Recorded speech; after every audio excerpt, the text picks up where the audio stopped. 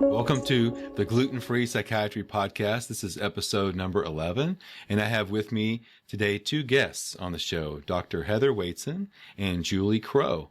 And hi, and welcome to the show. Hi.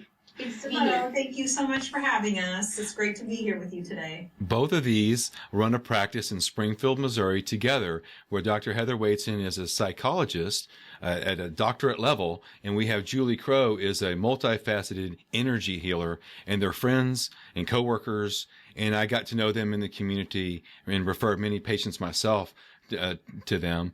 And I wanted to bring them on the show because early on in this podcast, I want to show people right up front what a holistic practice can look like. And it can be two friends that have two diverse skill sets that help each other right under the same roof.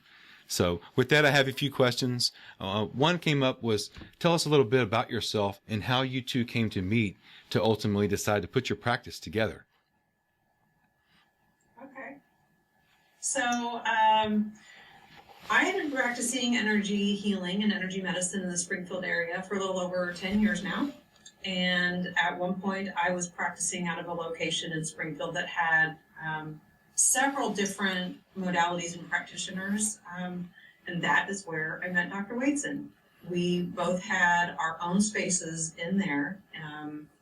And we honestly just became personal friends is how we met. And eventually decided to get our own space together.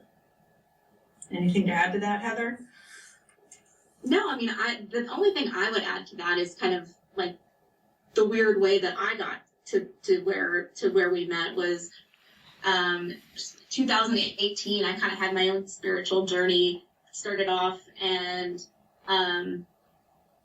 around that same time, I started taking yoga classes and a yoga teacher training program, and it sort of gave me this new vocabulary for understanding myself, and I started understanding myself more as a highly sensitive person and an empath, and I really started embracing more of the other alternative forms of healing, like, Reiki and emotion code. And so, like, for the first time, my family of origin experiences and emotional intensity, all of these things began to make sense.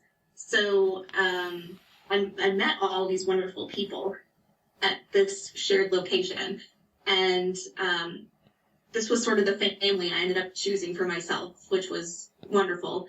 So I was able to leave my job and come here. I taught at Drury University for 3 years while I was getting my private practice up and running. And while I was doing that, it was sort of a challenge to figure out how to navigate working alongside energy workers and healers and still be a clinician. And it seemed to really just flow very easily. I was receiving referrals from energy practitioners, and I was referring them on, and it was also very clear, like, the people I could be more open with and share things about energy, and those that maybe weren't on the same vibe with that. So navigating that space between the clinical and spiritual worlds has really helped me uncover new aspects of myself, and has really also helped me deepen my friendship and understanding, and given me more tools too as a person and a professional. So absolutely, our friendship and our collaboration has been life-changing. It sounds like you're witnessing healing there in a way you didn't see in school, because you saw the different issues, pain, sleep problems, emotion, relation, didn't matter, as not all of them, probably 10 or 20% maybe of the clients you saw there could afford to go to all the different ones. Not very many can do all of them, but you saw some that did a few right there, and you witnessed a healing as they get so dynamic with it. Yes, absolutely. And it's a wonderful thing to see if people are open to it. Mm-hmm.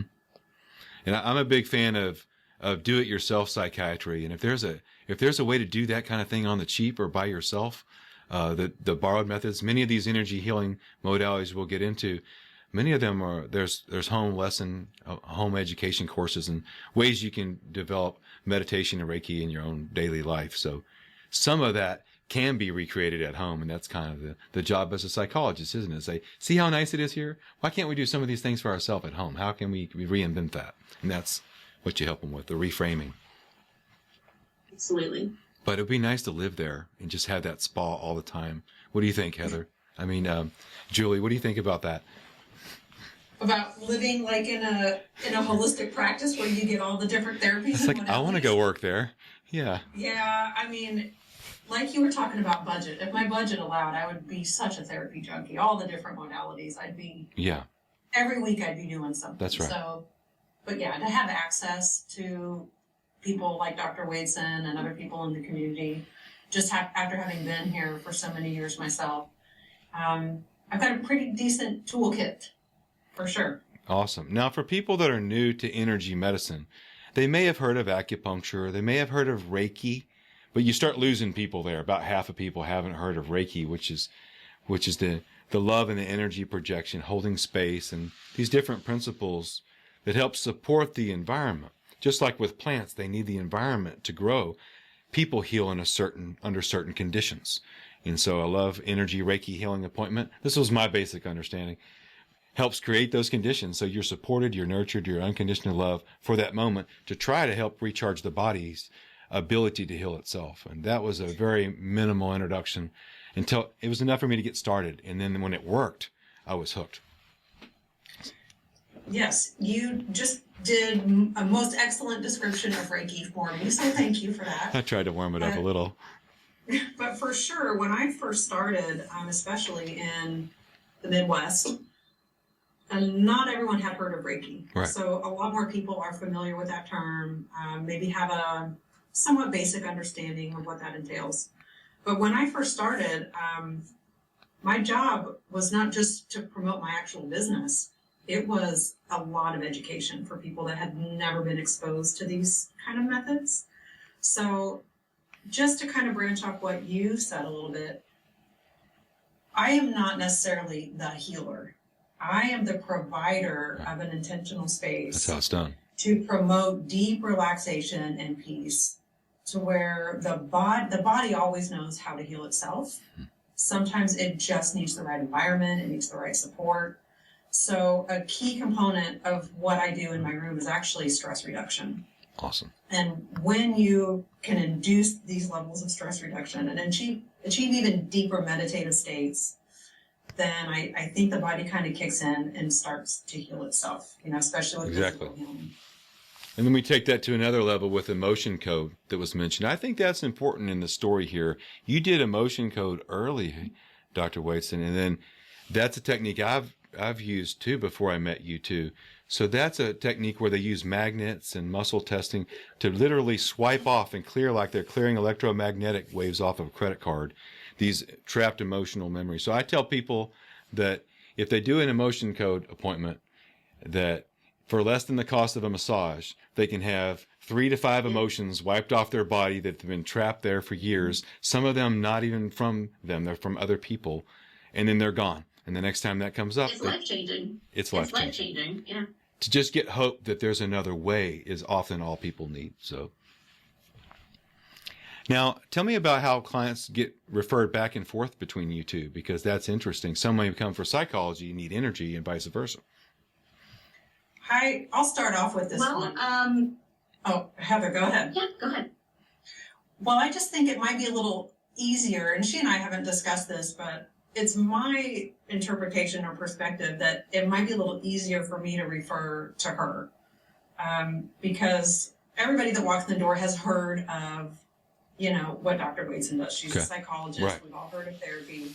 So I do, and I've started recently referring more people to her, but I think it's easier for me to send people her way than it might be for her, in more of like a traditional clinical / almost medical setting, to refer to someone that's outside the box or non-traditional. But I love referring to Heather. I know that a lot of my people, we can get a long ways with emotion code and Reiki and some spiritual introspection. But sometimes I notice there is some kind of a psychological component that needs to be addressed. And I am, not ashamed to admit when something is beyond my scope of expertise. And I love referring to Heather for people to get that beyond what I can provide and help get them to the next level of healing and hope. Awesome. And what about from your perspective, Heather? From my perspective, I had mentioned this early on, is that there are some people, and I think it's maybe partly just the area where we live, there are some people who are more open to energy healing than others. So when I know those people and they've made it known that, hey, like, I don't want meds, I want to do things more naturally, and they've expressed that they have interest in that, those are the types of people who I would refer on. There are some people who are very faith-based and don't see those types of interventions as being helpful. But I often refer to my own toolbox when talking about treatment.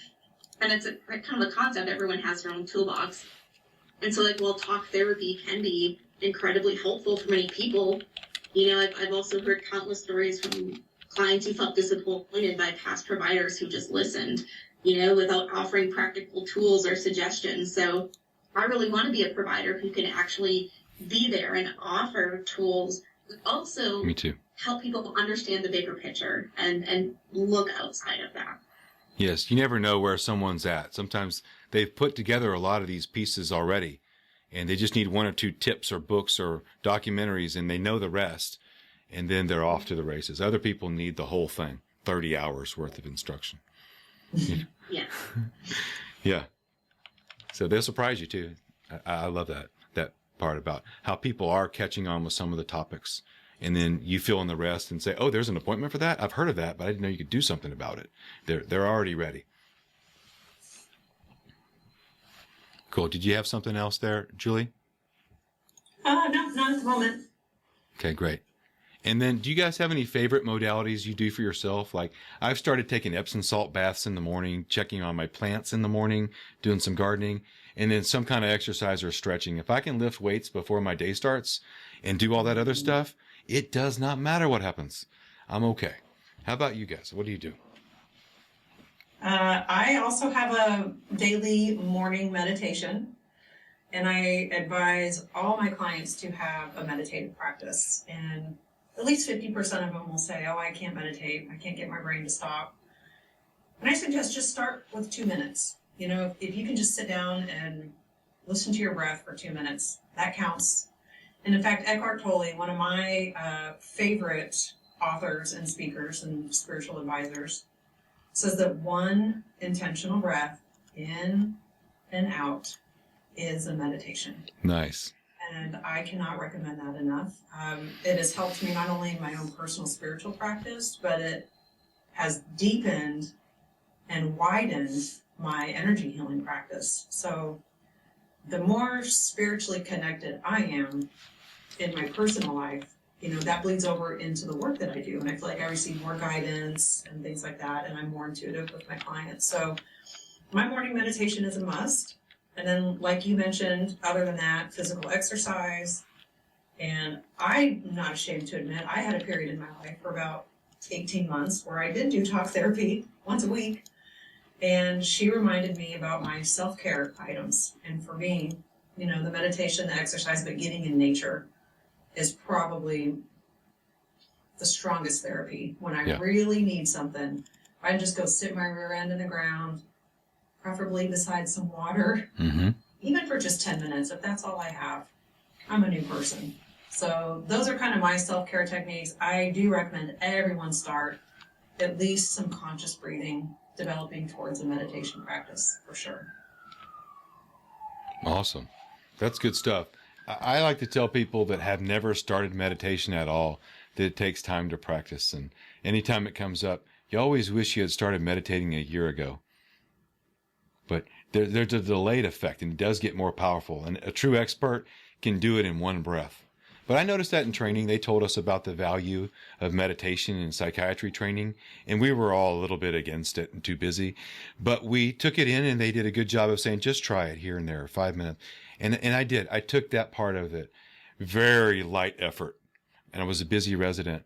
But I remember a year later, I was in a busy hospital floor. There were people all around me. There's not much room for students to stand and stuff. And I felt this wave of just pressure. And I said, one breath. Whew, and it all stopped. And I was like, whoa, I haven't been trying that hard. And it works. That's right. Yep, it works. Yeah. And Heather, what about you? Well, I love that you just mentioned, as a resident, you were introduced to mindfulness and meditation, and that your experience with that. And I remember in my master's program, I was being introduced to mindfulness, and I had to do the whole 8-week program that was designed by John Kabat-Zinn, and me and the rest of my cohort, we were just so frustrated. We're like, we have so much to do. We can't be sitting here like paying attention to our breath and walking mindfully across the room. We were almost angry about it. And I reflect back on that, and I think that's so silly, because why would you be angry about having to be mindful? But we missed the entire point. Yes. But the thoughts themselves were the point. That story, that programming, that drive that doesn't let you stop and enjoy something is the problem. You can rewrite that code and add a pause button. I mean, it really wasn't even until maybe the last, 5 years that I've been able to really rewrite that and say not everything has to have an answer or solution right now. I don't have to make a decision right now, and really embrace that. And I don't know if that's just experience or age or what that is, but for me, self-care is extremely important. Julie is actually part of my self-care. I go see Julie regularly for my own sessions. I do massages every other week, where I also get Qigong energy work. Nice. That's one of my most favorite things. And then I also love physical activity. I love walking my dog, because that feels like I get a sense of purpose, and I'm also just getting movement. Another thing is I kind of have like a nightly ritual that I do for myself that is just the attention is on me. It's also sort of my wind down period. My sleep is really important to me. I'm a sleep expert. And so I am very intentional about my wind down routine and what I do for me. So in order to stay well, I know what I need to do. And I really try to protect my energy and my routines the best that I can, so that I can try to be present for everybody else. Well said. I love it. And then I think you've also collected some tips, top tips for offering some hope to our listeners, just to sort of help us round things out and wrap up some of this, because it's kind of overwhelming when you first realize there's that much more I have to do. And that's how I've felt. And so how do you help people with their hope? Yeah. So one of the things that when I first got into this, I really started learning more about being a highly sensitive person and an empath. Mm. And as a highly sensitive person, you have the tendency to absorb other people's emotions, or just absorb things in general. And it's really overwhelming. So one of the top tools I have for people is to embrace the pause, and to just ask yourself, is this feeling mine? Because sometimes we get so overwhelmed, and we're actually, we're feeling the situation, we're maybe trying to protect someone else. And also, not only just by asking, is this feeling mine, but taking a deep breath, scanning your body. Where are you holding this in your body? Mm-hmm. And what would it be like to just let that go? Yeah. And being able to really take in that just somatic and visualization part of that as well. So I feel like it's just really important to understand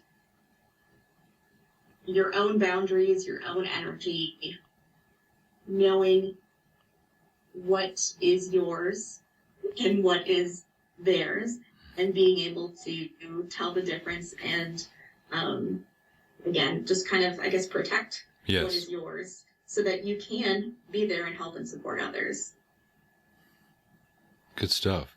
Like disentangle yourself. These cords we talk about, energetic cords. I think we Yes, all get it, but absolutely. healers especially, because we hear people's problems all day. And we care. Well, actually, one of my self-care things that I do is I have an energetic smudging spray, and at the end of the day, I spray my couch and I spray my chair, and so I don't remember what's even in it, but I get it at the metaphysical fair every time they come, and so I get the yuck off. Exactly. Off the couch. Exactly. I get the yuck off my chair. I spray some on my crown chakra, and then I gotta just sit there, and then I leave for the day, hopefully leaving. And it doesn't take long, but you cleared it. And I look at these oils and these crystals and things as amplifiers of your intention. So it helps with that process. You're doing it. It's helping, and also the movement. And the peace, and that you're adding so many things together, and I think that's what healing looks like. A lot of movement and intention. Intention, yeah. Mm-hmm. Yes, intention's so important. Yeah, and this is a psychologist doing 30 seconds of energy medicine at the end of her day, clearing her office, and that's what you're looking for when you want to find a psychologist. I hope that the people will see that as someone who's see a provider as someone who's also trying to hold that space for other people and clear that space and make sure it's a healthy space and a free space. And I'm wanting to maintain a really, just a bright healing space for people. And sometimes I don't want people to feel like another number or just someone walking in. And I want people to feel like this is a place where they can come, they can be vulnerable, and sometimes even just doing a really quick energy clearing in between difficult sessions can just kind of free up some of that gunk that's left in the room afterwards. Totally. When I worked at the VA, talk about a sticky place of residual energies all over the place. Some bad ones too, bad juju, and violent things were happening around the country in VA clinics at the time. It was sticky. And so I had some help at the time. I met someone that knew about emotion code and Reiki and convinced me that it was that bad. I was going to break down and put crystals in my office and aromatherapy. And I thought it was a really big deal because I never did anything like that before. You see, I guess the pride or something. Skepticism we're growing up with, and it helped the first day. I was like, what is this? So I'm still new to it, but that's getting Julie's buttons percolating over there. Tell us how you do it too. What are your tips for hope and all that too, Miss Julie? This might sound kind of contrary to the question, but okay. There's a quote from Bob Dylan, and he says, "We have never arrived. We are in a constant state of becoming." So the hope to arrive somewhere is what causes all the anxiety. Yeah. And I sure feel for that. We become hopeless. And so, my point is, the essence of this quote is, we are in life is perpetual, the nature of life is perpetual personal and collective growth. We never truly actually arrive. It's the journey of self-improvement that is ongoing at its core. And the only thing that counts is, are we heading the right direction? It doesn't matter how many steps down the path you've taken, how many steps you see you still have to go in order to get somewhere. It really is about the journey between here and there. Yeah. So don't have hope for arrival at any destination. Mm-hmm. In fact, go ahead. Sorry, am I growing? Am I evolving? Even the slightest little bit? Do I understand something on a deeper level today? Or do I have a new perspective? And that's good enough. That feels good. That thought is what feels better than thinking, someday I'll be here. Because we never really arrive anywhere. We never have arrived. We're constantly evolving. And that's my hope, is we don't fully arrive.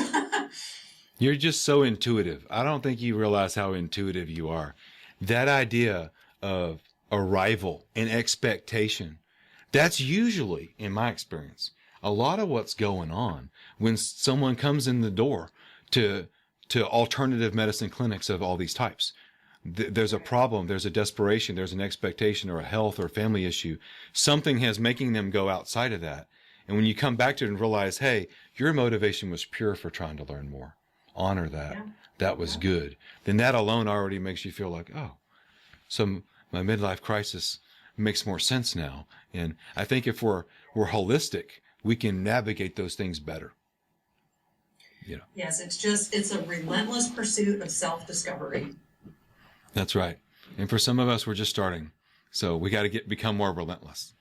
Yes, relentless. Do you have any top tips for our listeners at all, that things that you always like to tell people, Julie? You know, probably one thing I find myself telling a lot of my clients, when they have a hard time making a decision, knowing which way to go, who to listen to, which advice to take, you know, I always tell people just to stop and think about each scenario, think about each option, and just notice that still small feeling that goes along with each scenario.